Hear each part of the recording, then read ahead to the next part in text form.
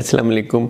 आज हम ना किडनी ट्रांसप्लांट में एक बहुत इंपॉर्टेंट इशू है, उसके बारे में बात करेंगे। क्योंकि अगर आप ये मिस्टेक कर रहे हैं या आपका डॉक्टर, नेफ्रोलॉजिस्ट, यूरोलॉजिस्ट जो भी आपको ट्रीट कर रहा है, अगर ये गलती आपकी दवाइयों में या ट्रांसप्लांट के बाद आपके केस में हो रही, तो 90% या उससे भी ज़्यादा चांस है कि आपके गुर्दे या आपका ट्रांसप्लांटेड किडनी जो आपके गुर्दा पेवंदकारी हुई है वो जल्दी फेल हो जाए एज़ कम्पेयर टू उन लोगों के जो ये गलती नहीं कर रहे। तो ये वो एक मिस्टेक क्या है, ये क्या ऐसी मिस्टेक है कि अगर आप वो करते हैं या आपके डॉक्टर ने वो की हुई है, तो आपका जो ट्रांसप्लांटेड किडनी है उसमें रिजेक्शन का चांस बढ़ जाता है, यानी गुर्दा फेल होने का। गुर्दे की रिजेक्शन ये होती है कि आपका किडनी बिल्कुल ठीक जा रहा है और all of a sudden creatinine ऊपर जानी शुरू हुई है, फिर बायोप्सी करते हैं, फिर बड़ी मेडिसिन देते हैं, रिजेक्शन का चांस बढ़ जाता है। और रिसर्च ने, स्टडीज़ ने शो किया कि जिनमें रिजेक्शन ज़्यादा होगी, जिनके गुर्दे में बार बार रिजेक्ट करेंगे, उनकी लाइफ भी कम होगी, उनकी हाफ लाइफ कम हो जाती है, गुर्दा जल्दी ख़राब हो जाता है, जल्दी फेल हो जाता है। जहाँ उसने 25 साल चलना था, मे बी वो 5 साल चले या 10 साल चले या 3 साल चले।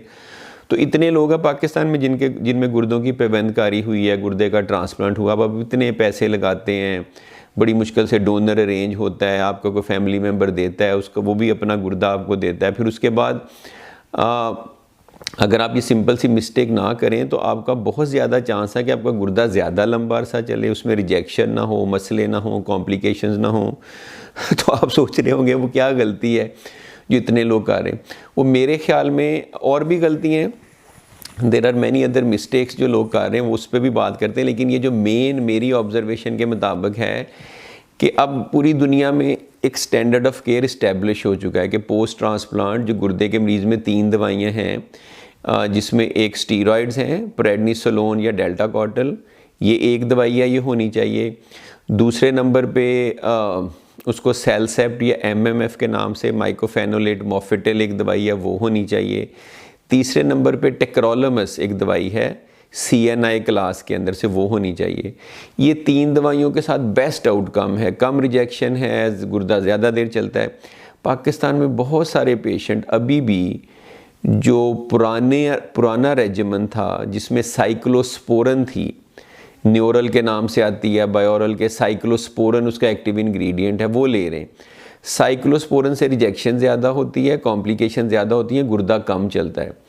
तो अगर आप ये मिस्टेक कर रहे हैं या आपका डॉक्टर ने ये की हुई है और आपको वो साइक्लोस्पोरन दी है, वो पुराने ख्यालात का मालिक है, अपडेटेड नहीं है, उसका एक्सपीरियंस इसके साथ ज़्यादा है, तो मेरे ख्याल में ये ऐसी मिस्टेक है कि आप में रिजेक्शन होने का चांस ज़्यादा है और आपका गुर्दा जल्दी फेल होने का चांस ज़्यादा है। और ये मैं नहीं कह रहा, ये स्टडीज़ ने शो किया, ये सिग्निफिकेंट आपका रिस्क बढ़ जाता है। तो अगर आप मेडिसिन ले रहे हैं साइक्लोस्पोरन, तो उसको फ़ौरन चेंज करना चाहिए टेक्रोलोमस से, लेकिन वो खुद नहीं कर सकते, उसका ड्रग लेवल मॉनिटर करना होता है, तरीके से ग्रेजुअली करना होता है, वो डॉक्टर कर सकता है। तो ये एक ऐसी मिस्टेक है जो मेरी ऑब्जर्वेशन में कभी पेशेंट दिखाने आते हैं, तो most of the time the first thing I do, I change their cyclosporin to tacrolimus. इसके अलावा और भी 4 और बड़ी गलतियाँ हैं जो मैं आपको बताता हूँ, जो आप भी करते हैं या कभी डॉक्टर से हो जाती है, लेकिन वो ज़्यादा आपसे रेलेवेंट है। एक तो ये कि जो डेल्टाकॉर्टल है, नंबर 2 मिस्टेक ये कि डेल्टाकॉर्टल है वो कभी भी ख़त्म नहीं की जा सकती। कुछ डेल्टाकॉर्टल फ्री प्रोटोकॉल होते हैं, लेकिन वो शुरू से डिसीजन होता है, उसमें आप इंडक्शन वगैरह देते हैं, तो आप डेल्टाकॉर्टल कभी नहीं छोड़ सकते। दूसरी ये कि लोग टेक्रोलोमस भी ले रहे होते हैं या साइक्लोस्पोरन, वो लिए जाते हैं, उसका ड्रग लेवल नहीं मॉनिटर करते। आपको कैसे पता चलेगा कि आप सही डोज में ले रहे हैं? ज़्यादा डोज में लेंगे तो इन्फेक्शन होंगे, कम में लेंगे तो रिजेक्शन होगी। तो उसका ड्रग लेवल मॉनिटरिंग जो है ना, एवरी 3 से 6 महीने बाद होनी ज़रूरी है, फिर ख़ास लेवल आप मेंटेन करते हैं। अच्छा, चौथी मिस्टेक ये करते हैं कि अगर आपका सारा कुछ सही जा रहा है, किडनीज ठीक काम कर रहे हैं, साल 2 साल 3 साल हो गए, तो ब्लड में क्रिएटिनिन का लेवल फ्रीक्वेंटली चेक नहीं करते।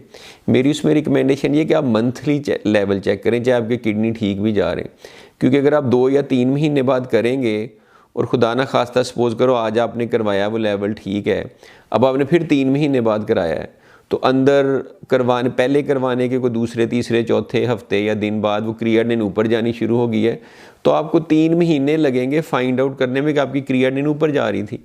अगर आप मंथली कराते हैं तो चांसेस है कि आप उसको जल्दी पकड़ लेंगे, ट्रीटमेंट करेंगे, रिजेक्शन वहीं पे रुक जाएगी। तो ये मेरे ख्याल में not checking the drug level is another common mistake. और 5वें नंबर पे ये कि ट्रांसप्लांट की एक टीम में सर्जन होता है, यूरोलॉजिस्ट और एक नेफ्रोलॉजिस्ट होता है। ट्रांसप्लांट के जब इनिशियल 2-3 महीने गुजर जाते हैं तो फिर नेफ्रोलॉजिस्ट के साथ फॉलोअप करना चाहिए। So many time people keep on following with the urologist या सर्जन। ऑब्वियसली माशाल्लाह सबका बहुत एक्सपीरियंस है, some of them are very good, लेकिन काफ़ी दफ़ा ये मिस्टेक होती है इम्यूनोसप्रेसेंट्स को मॉनिटर करने में कि कोई ना कोई जो सारी जैसे मैंने बातें बताई हैं इस तरह की कोई और मिस्टेक हो जाती है, या प्रॉपर हेल्थ स्क्रीनिंग नहीं कर रहे होते फॉर डिफरेंट कैंसर, या इम्यूनाइजेशन पूरी नहीं कर रहे होते, या लिपिड प्रोफाइल चेक नहीं किया होता है, कोलेस्ट्रॉल कहीं फिर रहा होता है। तो after transplant you should follow up with a nephrologist. कभी कभार आप अंदर यूरोलॉजिस्ट को भी दिखा सकते हैं। अगर आपका nephrologist urologist they are working together, वो फिर सोने पे सुहागा है, उनमें से फिर जो भी देखेगा वो दूसरे से डिस्कस कर लेगा। तो लेकिन इसमें नंबर 1 मिस्टेक वही है जो कि अगर आप करेंगे तो आपका सिग्निफिकेंट चांस बढ़ जाता है। बल्कि इनमें से कोई भी मिस्टेक आप करेंगे, जो 5 की 5 मैंने चीज़ें बताई हैं, तो आपका चांस किडनी फेल होने का बहुत ज़्यादा बढ़ जाएगा। थैंक यू, खुदा हाफिज़।